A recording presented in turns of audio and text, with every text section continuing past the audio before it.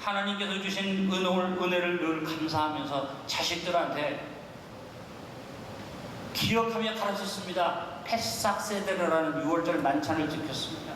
하나님이 모세에게 명령하십니다. 신명기의 말씀해 보니까 내 백성에게 이것을 이루고 이것을 기억하게 해라. 무려 직접적인 교훈만 7번에 걸쳐서 나오는데 너는 이 일을 기억하라. 신명기 5장 15절, 7장 19절, 9장 7절, 15장 15절, 24장 18절, 24장 22절, 24장 24절에 거듭거듭 이 모세의 명령을 유대인들이 그대로 받아서 1년에 한 번이지만 6월절 만찬에 모여서 그 일을 기억하기 위해서 만찬을 드리고 그 위에도 수도 없이 그들이 어떤 일을 당할 때마다 출애굽의 역사를 기억했죠. 패삭 세대라는 말은 패삭이라는 말은 패스오버 6월을 뜻합니다.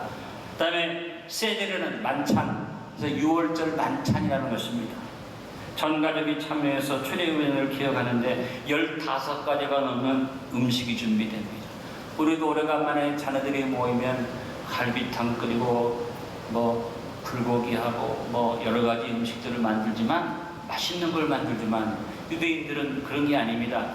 고난을 기억하는 15가지 음식이 하나하나 다 먹기에 사납고 먹기 힘들지만 고난을 기억하면서 그들이 먹는 것입니다. 대표적인 음식이 말조트라고 불리는 무교병, 비스켓처럼 딱딱한 보들보들한 빵이 아닙니다. 그 빵을 먹으면서 무교병을 먹으면서 한 은혜를 기억했고, 째로와라고 불리는 1년 된 스당의 고기와 정강이 뼈, 자기들이 애굽에서 나올 때 어린 양의 정강이를 부러뜨리고 그 피를 문설조 인방에 발랐던 것을 기억하는 바로 예수님을 상징하는 것인데, 유대인들은 지금 6월절 만찬을 하면서도 예수님을 생각지 못하니까 아이러니컬한 일입니다.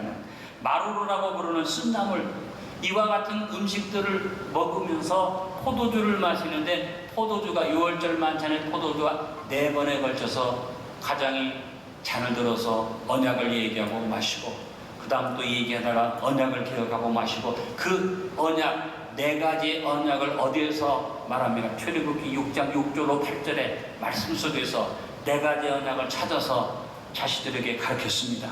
여러분, 우리도 하나님께 구원받은 자녀들로서 언제나 하나님들을 기억하고 감사하고, 유대인들이 자녀들에게 가르치고 하나님의 교훈을 알려준 것처럼 우리 자녀들을 잘 양육해야만 합니다. 출애굽기 6장 6절로 8절 오늘 본문의 말씀 속에서 하나하나 언약들이 나오는데, 그 언약은 뭡니까? 제일 먼저 무거운 짐 밑에서 너희를 빼내며 그대로 하나님 이루어 주셨어요. 두 번째 언약은 뭡니까? 노예된 노역에서 너희를 건져내며, 세 번째 언약은 뭡니까? 편팔과 큰 재앙들을 통해서 너희를 속량하며, 네 번째 언약은 뭡니까? 너희를 내 백성 삼았다. 이 4가지를 늘 유대인들은 기억했다는 것입니다. 오늘 우리가 성찬을 대합니다.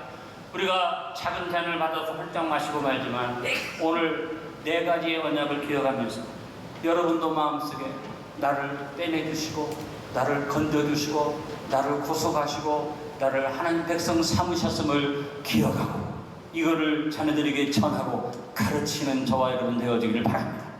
첫 번째, 포도주의 이름은 호제티입니다. 이 호제티는 무슨 언약을 기억하는 잔이냐? 무거운 짐 밑에서 너희를 빼내며, 하나님께서 이스라엘 백성들을 애굽의 무거운 짐 밑에서 빼내셨다는 겁니다. 그들이 애굽에서 너무나도 어렵고 힘든 고난을 당하고 힘든 일을 당하고 강제 노역을 당했던 그 밑에서 자기들을 빼냈다는 것이죠. 여러분, 우리 인생 자체가 무거운 짐 밑에 눌러진 것이 우리 인생입니다. 잘 사는 사람이나 못 사는 사람이나 힘 있는 사람이나 없는 사람이나 가진 자나 없는 자나 다 같이 인생의 무거운 짐, 수고하지 않고는 인생을 살아갈 수가 없습니다. 그래서 예수님이 인생을 가르쳐서 뭐라고 말씀하십니까? 내가 너희를 무거운 짐 밑에서 빼낸다고 말씀하시면서 주님이 주신 말씀이 마태복음 11장 28절로 30절에 수고하고 무거운 짐진 자들아 다 내게로 오라, 다 내게로 오라. 그렇습니다. 예수님이 인생들을 향해서 수고하고 무거운 짐 밑에서 나오라고 빼내시는 말씀을 하셨어요. 여러분, 우리의 애굽이 어디입니까? 우리의 죄악입니다. 우리의 모든 죄에서 우리가 빼어냄을 받았습니다. 그러나 예수 그리스도를 믿고 구원받고 하나님 앞에 나와 있는 우리도 여전히 우리는 인생의 무거운 짐을 지고 삽니다. 부모로서의 짐도 있고 자녀로서의 짐도 있고 이 사회에 이루어놓은 짐도 있고 이 나라 국민으로서의 짐도 있고 여러 가지 무거운 짐들을 우리는 지니고 사는데, 예수님은 끊임없이 그 무거운 짐 밑에서 우리를 빼시는 분이에요. 우리를 건지시는 분이에요. 생활에 반복적으로 짓는 여러 가지 죄악들로 인해서 우리가 괴로울 때마다 주님이 우리를 빼내어 주십니다. 그 역사를 주님이 십자가 위에서 단번에 이루셨어요. 단번에 영원한 속죄를 이루셨습니다. 그러므로 그런 무거운 짐을 느낄 때마다 주님이 내 짐을 없애주시고 나를 무거운 짐 밑에서 빼내신다는 이 유대인들의 언약을 기억하면서, 하나님 앞에 이 헛제티 언약을 기억하면서 요한일서 1장 9절의 말씀대로 하나님 앞에 즉각 회개하며 서게 되기를 바랍니다. 만일 우리가 우리들을 자백하면 그는 믿보시고 로사 우리들을 사하시며 우리를 모든 불의에서 깨끗하게 하실 것입니다. 첫 번째 언약에 대한 헛제티, 무거운 죄악의 짐에서 인생의 수고로움에서 빼어내시는 하나님이시죠. 우리 역사를 돌아보면 우리 대한민국도 유교 사변의 폐허에서 하나님이 그 무거운 짐 밑을 빼어내신 것을 우리는 기억합니다. 과거에 배가 고팠습니다. 저도 제 청소년 시절을 돌이켜볼 때 많이 배가 고팠습니다. 또 우리가 허리띠를 졸라매면서 같이 마음을 아파하며 부른 노래들 있지 않습니까? 새벽등이 울렸네, 새아침이 밝았네, 허리 이제 우리도 한번 잘 살아보세요. 그대로 된 것을 우리가 압니다. 여기에 하나님의 은혜를 기억하면서 우리를 무거운 짐 밑에서 빼내셨다. 앞으로도 빼내실 것이다. 우리와 함께 하실 것이다. 이 언약을 기억하고 가르치며 나갑시다. 두 번째 포도주는 핫잘티입니다. 노역에서 너희를 건지며 라는 언약의 잔입니다. 무거운 짐 밑에서 빼내는 것과는 또 다른 건 뭡니까? 노예의 자리에서, 억압된 자리에서, 노예의 자리에서 해방한 것을 말하는 것입니다. 하나님 우리를 종되었던 자리에서 건져내시고 진정한 자유를 주셨습니다. 예수 믿고 나면 맺는 즉시로 하나님 우리에게 이걸 주십니다. 뭘 주십니까? 어떤 환경의 변화나 우리에게 당장 어떤 놀라운 변화가 일어나지 않지만 권세의 변화가 옵니다. 과거에 마귀에게 눌리고 잡혔었는데 예수 믿는 순간에 새로운 권세, 요한복음 1장 12절 영접하는 자 곧 그 이름을 믿는 자들에게는 하나님의 자녀가 되는 권세를 주셨으니, 할렐루야. 바로 우리를 노역에서, 노예의 자리에서 하나님이 해방시키시는 줄로 믿습니다. 그래서 성도는 자유자가 됩니다. 요한복음 8장 32절 진리를 알지니 진리가 너희를 자유롭게 하리라. 고린도서 3장 17절 주는 영이시니 주 영이 계신 곳에는 자유가 있느니라. 갈라디아서 5장 1절 그리스도께서 우리를 자유롭게 하려고 자유를 주셨으니 그러므로 굳건하게 서서 다시는 종의 멍에를 매지 말라. 여러분, 하나님께서 우리에게 주신 자유, 이 자유를 누리는 저와 여러분 되어지기를 바랍니다. 어떤 사람들은 자유하니까 마음대로 하는 것이라고 생각을 합니다. 여러분, 마음대로 하는 것이 자유가 아닙니다. 마음대로 하는 것은 방종입니다. 진정한 자유는 어떤 것입니까? 내가 하고 싶은 것을 하지만 때로는 할 수 있어도 하고 싶어도 해도 가능한 일이라 할지라도 때로는 자원해서 하지 않고 절제하고 억누를 수 있는 것이 참 자유라는 겁니다. 젊은 사람들이 자기 육체의 정욕을 따라 하고 싶은 대로 내가 자유다라고 함부로 하다 보면 어떤 일이 벌어집니까? 마비가 와서 그거 안 하면 안 되고 그거 안 가지면 안 되고 그거를 내가 손이 지지하면 안 돼서, 그래서 어떤 일이 벌어집니까? 자기 분수도 모르고 자기 능력도 모르고 갖고 싶은 것을 가지려는 젊은이들이 얼마나 많아요. 중고시장에 가면요, BMW, 벤츠 유명한 차들이 꽉 찼다고 그래요. 왜 그런 애들이, 젊은 사람들이 그냥 그 BMW 유명한 명차 타고 싶어서 몸부림쳐서 그냥 능력도 없으면서 월부로 막 차 빼가지고 굴리다가 능력이 안 되니까 다 뺏겨가지고 중고시장에 가 있다. 이런 일이 지금 우리나라에 비일비재하게 일어납니다. 핸드폰이 하나에 100몇만 원씩 하는데 뭐고 있어도 그만 없어도 그만이지만 요즘 젊은이들이 그냥 특별히 중고등학생들까지 그런 거 하나 나오면 그거 안 사면 안 돼. 그래서 막 엄마 아버지 속이고 그거 사다가 막 그걸 가지려고 몸부림을 치고 이런 하나 작은 것들 컴퓨터 게임에 빠지고 뭐 이런 것들이 다 종된 멍에를 내는 그런 자리 우리 젊은이들이 도전하고 있어요. 여기 있는 우리 어른들도 마찬가지입니다. 여러분에게 어떤 것이 주어져도 예수님이 외에는 다 해요. 다 배설물이요. 그래서 해도 그만, 안 해도 그만, 먹어도 그만, 안 먹어도 그만, 가져도 그만, 안 가져도 그만, 자유를 얻기를 간절히 바랍니다. 이거 없으면 안 돼, 그런 일이 없기를 바랍니다. 이거 하지 않으면 안 돼, 그런 일이 없기를 간절히 바랍니다. 하나님이 저와 여러분을 노역에서, 노예의 자리에서, 종의 자리에서 자유함을 주셨는데 우리 그리스도인으로서 이 자유함을 누리고 살면서 대한민국 백성이 이 자유 속에 들어가기를 기도합시다. 여러분, 법이라는 것은 법이 잘 지켜지는 사회에서는 법이 필요 없습니다. 성경에도 율법을 주신 이유를 뭐라고 설명합니까? 너희가 죄를 짓기 때문에 죄를 알지 못하기 때문에 법을 만든다고 했습니다. 우리나라만큼 살고 우리나라만큼 교육 수준이 올라간 나라가 뭐가 부족해서 그렇게 법을 만듭니까? 여러분, 법을 많이 만들수록 그 나라가 아주 저급사회라는 걸 알아야만 합니다.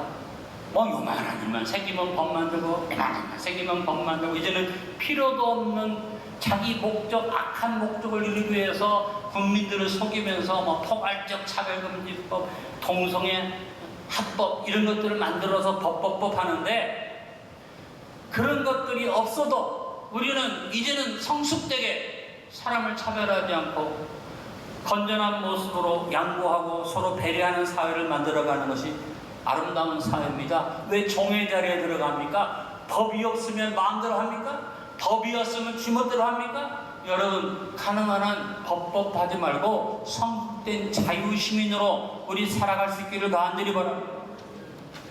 여러분도 예수님을 사랑하기 때문에 법을 넘어서서 말씀의 요구를 넘어서서 주님의 말씀대로 살려고 하는 기쁜 마음의 신앙생활을 해야지 성경책 펴들고 법의 조문을 찾아서 이건 법이다, 이건 죄다, 아니다 이러고 산다면 그 사람은 그리스도인의 자격이 없는 거죠. 노예가 되는 겁니다. 종이 되는 겁니다. 오늘 성찬을 대하면서 하짤케 언약을 기억합시다. 노역에서, 종된 자리에서, 노예의 자리에서 해방하신 주님을 바라보며 참 자유의 성도로 우뚝 서게 되기를 간절히 축원하고, 특별히 여기 우리 태광들이 와서 앉아 있는데 어린 시절부터 이거 아니면 안 되고 이거 안 가지면 안 되고 이런 노예된 자리에 들어가지 말고 이 게임 안 하면 내가 안 되고 이런 것도 다 던져버리고 자유함을 얻는, 오직 주님을 찬양하며 자유함을 얻는 그런 청소년들 될 수 있기를 간절히 바랍니다. 세 번째, 포도주는 까할팁니다. 이것은 너희를 속량하여라는 언약을 기억하는 자리입니다. 이스라엘 백성들은 애굽에서 나오면서 하나님께서 그들을 어떻게 하셨습니까? 그냥 애굽에서 빼낸 게 아니라 속량하셨어요. 그들을 빼내셔가지고 데려다가 시내산에서 하나님의 백성, 하나님이 택한 민족, 하나님이 함께하는 백성으로 그들을 새롭게 하셨다는 것입니다. 여러분, 속량이라는 것은 그냥 자유를 주는 게 아닙니다. 새로운 지위, 새로운 권세, 새로운 힘을 주는 것이 속량입니다. 그러니까 속량을 할 때 힘도 없고 능력도 없는 사람은 속량을 못합니다. 가서 그 상대방의 원하는 것들을 다 지불하고 값을 주고 그를 완전히 자유로운 자리에 끌어내주니 힘이 있어야지 속량을 줄 수 있습니다. 지금 우리가 통일 그러는데 대한민국이 대화를 통해서 통일됩니까? 그 미친 환상이에요. 거짓말쟁이하고 폭군하고 독재자하고 웃고 악수한다고 통일이 됩니까? 그것이 평화입니까? 그것이 어떻게 평화입니까? 그것은 속임당하는 거고 서로 속이는 것이고 쇼합니까? 지금 모여서 대통령끼리 만나가지고 악수하고 회담해봤자 결과가 뭡니까? 아무 의미가 없습니다. 중요한 건 뭡니까? 우리가 힘이 있어서 반동이 아니라 멸공을 하고 공산당의 권세를 깨뜨리고 우리가 주님이 주시는 능력으로 참 자유를 얻어서 속량의 자리에 들어서야만 할 줄 압니다. 속량이라는 말은 아포리토로시스라는 말인데 노예 시장에서 로마 시대에 사용되었던 단어입니다. 이 단어가 왜 사용되어졌느냐? 노예 시장에 각 사방에서 잡혀온 노예들이 드글드글 하는데 귀족들이 가서 이제 돈 주고 노예들을 삽니다.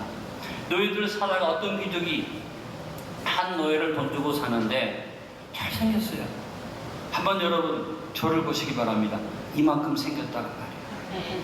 또 얘기를 해보니까 아주 점잖고 모든 것이 품위가 있어. 그래서 물어봤어요. 너 어떻게 된 거냐 했더니 전쟁터에서 그냥 끌려왔다는 거예요. 그 물어봅니다. 너 그러면 지금 고향에 가면 아직 네 재산이 있느냐? 땅도 많이 있고 재산이 있다는 거예요. 이 로마 귀족이 아이디어가 탁 떠올랐습니다. 그래서 많은 돈을 주고 그 노예를 샀습니다. 그리고 노예에게 말합니다. 너는 이제부터 노예가 아니야. 나랑 같이 너네 고향에 가보자. 그 고향에 가니까 그 노예가 진짜 왕족이었고 거기에 귀족이었어요. 그래서 전쟁터에 전쟁이나 막 끌려왔지만 여전히 그의 재산이 남아있어요. 그래서 이 귀족이 이 노예에게 말합니다. 오늘부터 너하고 나하고 양자, 아버지하고 아들하자. 그래서 내가 네 거 다 소유가 되면 나중에 내가 죽으면 네가 양자했으면 네가 내 거 다 얻게 되니 네 거 내 거, 네 거 내 거, 내 거 내 거 해가지고 그래서 그 아들을 데려다가 양자로 만듭니다. 로마의 시장에서 소문이 났습니다. 어떤 노예가 집정관한테 팔려갔는데 양자가 됐다더라. 이 얘기가 아름다운 스토리로 만들어진 것이 배너라는 영화입니다. 배너 영화에서 집정관을 죽은 자리에서 건져냈던 이 배너가 노예였는데 로마에 돌아와서 이 노예의 신분을 벗고 집정관의 아들이 되고 권세를 얻어서 고향에 돌아가는 얘기가 배너라는 이야기의 내용입니다. 이 단어의 내용입니다. 아포리토시스. 이것이 뭡니까? 따라합니다. 속량, 후속. 여러분, 하나님께서 여러분을 속량해 주셨습니다. 그냥 죄용서가 아니라 새로운 권세, 새로운 지위, 새로운 힘을 주셨습니다. 그래서 바울이 뭐라고 말합니까? 야, 십자가의 도가 말만이 아니다. 고린도서 1장 18절 말하기를 십자가의 도가 멸망하는 자들은 미련한 것이지만 구원을 받는 누구에게는 하나님의 능력이라. 십자가의 도는 하나님의 능력입니다. 여러분, 우리에게는 능력이 주어졌습니다. 우리 기도에는 힘이 있습니다. 바울이 에베소서 3장 20절에 말합니다. 우리 가운데 역사는 능력대로 우리가 구하거나 생각하는 모든 것에 더 넘치도록 능히 하실 이에게. 아멘. 아까 이 얘기를 비교해서 얘기한다면 이 노예가 자기 아버지 된 귀족과 함께 돌아왔습니다. 가정에 돌아와서 하고 싶은 것도 있고 먹고 싶은 것도 있는데 위축이 돼 있죠. 노예였으니까. 그래서 조심스럽게 원하는 것을 말하니까 밑에 있는 노예나 하인들이 아들이 된 사람한테 원하는 것보다 항상 더 갖다 주고 말만 떨어지면 막 복종하고 그래서 더 넘치로 능히 누리는 그와 같은 자리에서 아, 내가 이 집의 아들이구나. 똑같습니다. 우리가 옛날에는 외인이요, 옛날에는 죄인이요, 옛날에는 노예 자리에 있었는데 예수님의 이름으로 자녀됐습니다. 우리가 예수님의 이름으로 구하고 간구하면서 나의 권세를 드러내면 더해 주십니다. 넘치도록 주십니다. 능히 주십니다. 이렇게 주시는 축복도 부족해서 예수님 우리에게 더 갑의 능력을 주신다. 사도행전 1장 8절 너희에게 성령이 임하시면 너희가 권능을 받고 예루살렘 온 유다와 사마리아 땅끝까지 이르러 증인이 되리라. 예수 믿고 겨우 교회 나가서 신앙 유지하는 정도로 끝나지 마시고 능력 받으시다. 성령 충만 받으시다. 권능을 받으시다. 그래서 우리 모든 성도뿐 아니라 우리 자녀들이 다 능력 있는 그리스도인으로서 하나님이 우리에게 나을게 해주셨다. 속량을 주셨다는 것을 확인시키고 가르치고 주 앞에 설 수 있게 되기를 간절히 바랍니다. 네 번째, 포도주는 라카르티라는 잔입니다. 이 라카르티는 너희를 내 백성으로 선포라는 언약을 기억하는 잔입니다. 이스라엘 백성들은 선민의 자부심이 대단하죠.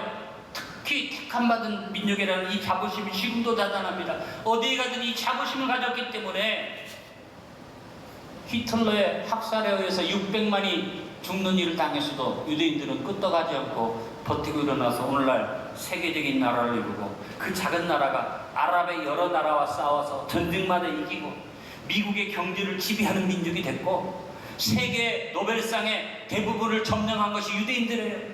그들의 힘이 어디에서 왔습니까? 하나님의 백성이라는 자부심에서 왔다는 것입니다. 여러분, 하나님은 저와 여러분도 하나님의 자녀 삼아주셨습니다. 우리 대한민국도 자부심을 가질 만한 나라입니다. 하나님이 이 나라를 세우시고 하나님이 이 나라를 지켜주시고 하나님 오늘 여기까지 하나님이 이끌어오신 줄로 믿습니다.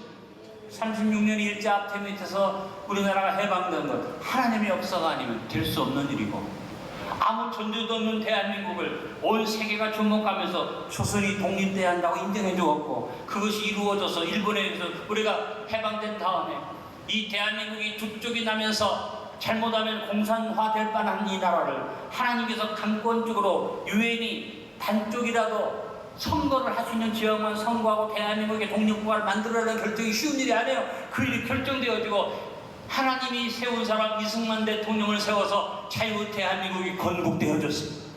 불시에 6.25에 만평을 해갖고 정신없이 밀려서 모든 것을 다 빼앗기고 우리가 이 형상강을 중심으로 우리가 사는 이 땅을 중심으로 이제 여기만 밀려나면 끝나는 그런 상황에서도 여기에 하나님께서 지켜주셔서 결국은 우리가 인천 상륙작전을 통해서 다시 올라갈 수 있는 축복을, 그 기적 하나님이 주신 거죠. 유엔군이 우리나라에 파병된 것도 기적이에요. 유엔이 결정하는 것도 기적이고, 여러분 유엔은 결정했어도 세계에서 16개국이 군대를 보낸다는 건 있을 수 있는 일입니까? 대한민국이 어디야? 한국이 어디야? 그러나 16개국에서 군대를 보내줬어요. 자기 자녀들이 와서 목숨을 잃었어요. 그 외에 6개국, 7개국이 돈 대내주고 병원 보내주고 의료진 보내줬어요. 그 결과로 대한민국이 여기까지 왔는데 6.25 전쟁에서 가장 기이한 일이 뭡니까? 인민군이 아니고 중공군이 인해 전술, 세계 역사에서요 중공군의 인해 전술은 전무후무한 그런 전술입니다. 그래서 이것이 기니스북에까지 올라가 있어요. 이런 전쟁은 없었다. 그런데 여러분, 우리나라가 완전히 밀리로 일사후퇴를 통해서 끝나는 줄 알았는데 하나님 딱 막아주셔서 이 나라가 지켜진 것, 하나님의 기적이에요. 하나님의 능력인 줄로 믿습니다. 그리고 하나님이 한국교회를 세계교회에 세워주시고, 그래서 우리나라를 모르는 사람도 한국교회는 다 알고, 한국교회 부르짖는 주여 주여라는 기도가 세계 기도 모임에 가면 어느 나라든지 다른 나라, 우리나라 말은 뭐라도 주여는 다 알아요. 그래서 저도 기도인도로 올라가면 저를 시킵니다. 가서 외국 이 목사님들이 말합니다. 패스터 앞에 주여 주여 주여 라고. 여러분, 이것이 무슨 일이 아닙니다. 하나님이 우리나라를 세워주신 기적입니다. 이 놀라운 은혜를 하나님이 주셨습니다. 그러므로 우리는 이제 눈을 열어야만 합니다. 내 문제만 가지고 기도하고 내 것만 가지고 간구하는 게 아니라 마태복음 6장 33절에 먼저 그의 나라와 의를 구하라. 그러면 이 모든 것을 너희에게 더하시리라. 하나님의 백성으로 이제 특권을 가지고 우리 자녀들이 바른 분별을 할 수 있도록 가르쳐야만 할 것입니다. 로마서 12장 1절로 이들이 말합니다. 그러므로 형제들아, 내가 하나님의 모든 자비하심으로 너희를 권하노니 너희 몸을 하나님이 기뻐하시는 거룩한 산제물로 드리라. 이는 너희가 들을 영적 예배니라.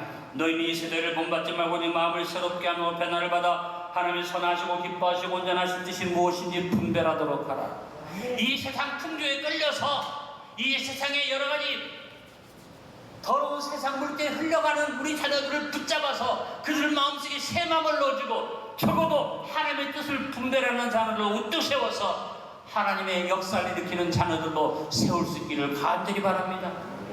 여러분, 유대인들이 자기 민족, 자기 나라, 자기 백성들을 마음속에 확인하면서 이 4개의 잔을 통해서 언약을 기억했듯이 우리도 오늘 성찬을 나눌 때 하나님의 언약 4가지를 우리 것으로 받읍시다.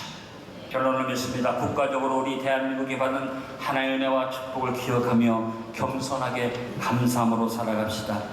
6.25 사변의 아픔과 무서움을 기억하며 그 전쟁의 폐허 이후에 베푸신 하나님을 기억합시다. 70년이 지난 오늘의 축복은 하나님의 은혜임을 감사드리며 하나님의 은혜를 기억합시다. 주님을 모르는 세상 사람들은 이것에 대해서 알지 못한다 할지라도 믿음을 가진 우리는 뚜렷하게 알고 뚜렷하게 기억하고 뚜렷하게 가르치십시다. 오늘 4개의 언약의 잔을 기억합시다. 첫째, 우리를 사탄의 저주와 압제에 미쳐서 빼어내시는 헛짓의 언약을 기억합시다. 둘째, 우리를 종되었던 자리에서 해방하시고 자유를 누리게 하시는 핫자리의 언약을 기억합시다. 세 번째, 우리에게 베푸시는 하나님의 권세와 능력의 속량의 언약, 가할의 언약을 기억합시다. 네 번째, 우리 민족이 주시는 특별한 축복을 감사드리며 대한민국 하나님의 백성, 하나님의 나라로 취하신 라카르트의 언약을 기억합시다. 우리가 바르게 기억하고 바르게 가르칠 때 하나님의 은혜가 임합니다. 하나님의 축복이 우리 가운데 넘칠 줄로 믿습니다. 히브리 사람들이 나누는 언약의 잔, 히브리 말로 기억할 필요 없죠. 그냥 한국말로 기억하면 됩니다. 따라합니다. 무거운 짐에서 빼내신다. 노예의 자리에서 건져내신다. 능력과 권능으로 속량하신다. 우리를 하나님의 백성으로 삼아주신다. 여러분 오늘 성찬에 4가지 언약이 마음속에 새겨지길 바라고 이 언약을 자녀들에게 가르치기를 바라고 그래서 우리가 이것을 기억하고 감사함으로써 하나님의 백성으로 축복받고 민족을 구원하고 통일을 이루십시다. 주님 우리와 함께 해주실 줄로 믿습니다.